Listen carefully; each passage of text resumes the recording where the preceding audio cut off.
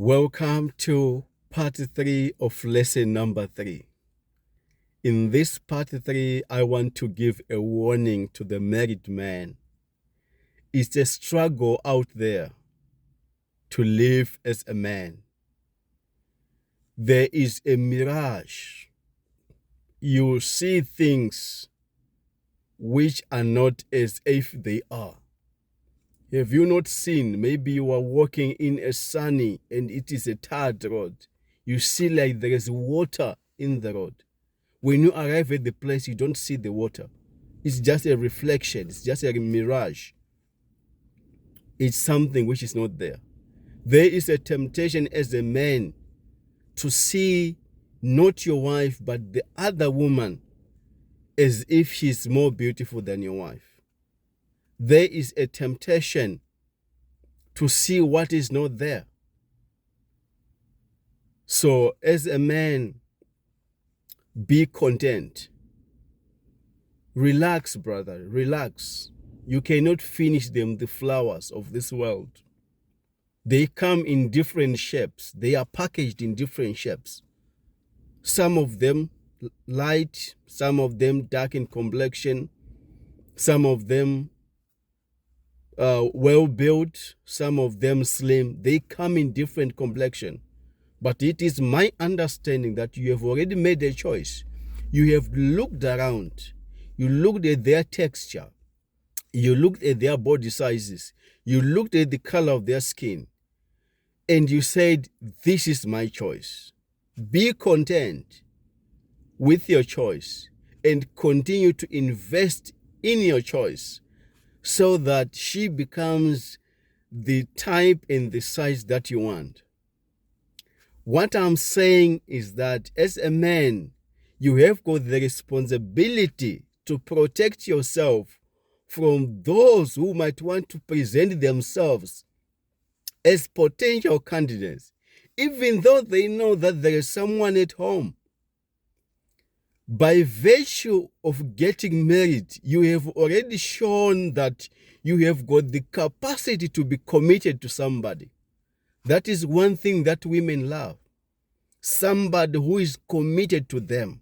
So the fact that you are married to another woman is a sign that you are a man with a heart to commit to somebody. The fact that you are married to somebody, to another woman, is a sign that you are a man who is willing to carry and to take responsibility. To become a man, a husband, and a father, it means you have got a responsibility to take care of. So instead of her trying to find her own man who will be able to be committed and take responsibility of her, she might just want to have you, who has already shown the potential and the ability to take responsibility. There is no amount of a wedding ring which is going to protect you from other potentials. It is only you who is going to stand and say, I am a married man. I am not going to accommodate and entertain this. Leave a gap, leave the space to be that man who fears God and wants to maintain his personal relationship with God. Again, remember the warning, there is no amount of a wedding ring that will protect you. The more you have a wedding ring, the more you have opened a Pandora box. What I'm saying is that as a man with that ring, you are showing willingness to take care of somebody's needs and wants who is not your blood relative. And to another woman, that alone is a qualification for her to try to present her CV also, because you have already shown the capacity to take care of somebody's needs, somebody's wants, who is not your relative. So the CVs will continue to come. The fact that you have just gotten married is not a license to say that the CVs are going to stop coming.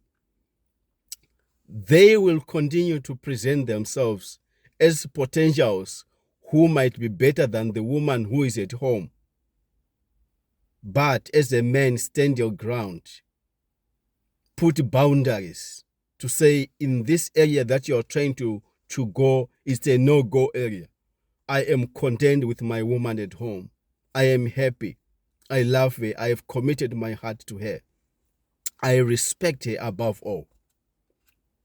The struggle out there is real. Worse off if you happen to be financially well-muscled. The struggle even becomes worse.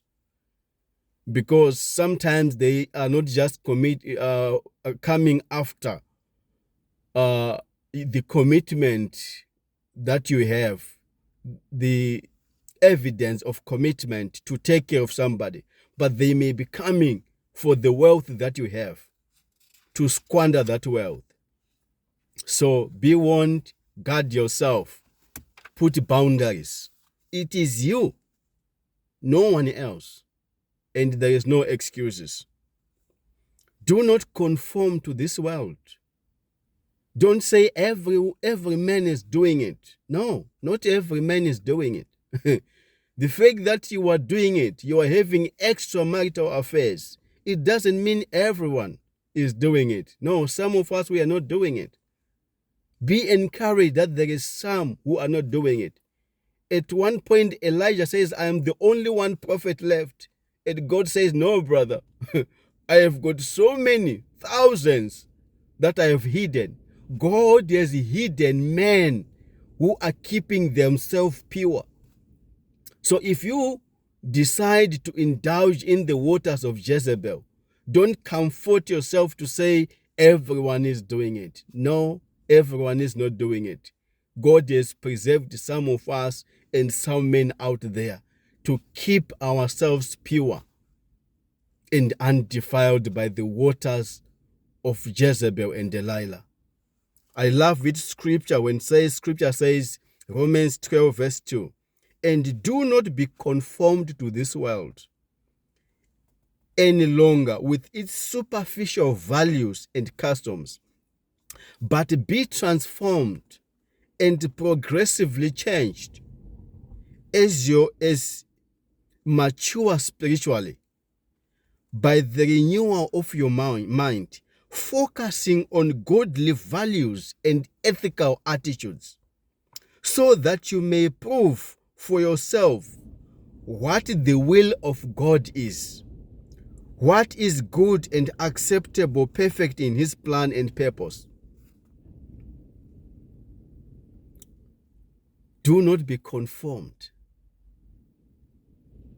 Remember that marriage is not just a civil contract that is sealed with paper and ink.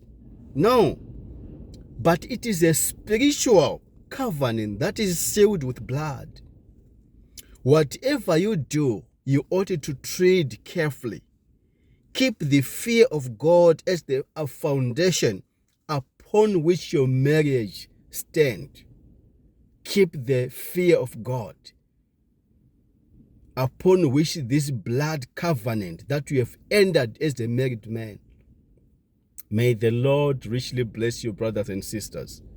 We want to begin a revolution whereby we remind the man to rediscover himself and his personal relationship with God by guarding oneself from the waters of Jezebel and Delilah. Let us grow this community. Share with your friends the message so that one man out there, one brother out there may be helped. Thank you.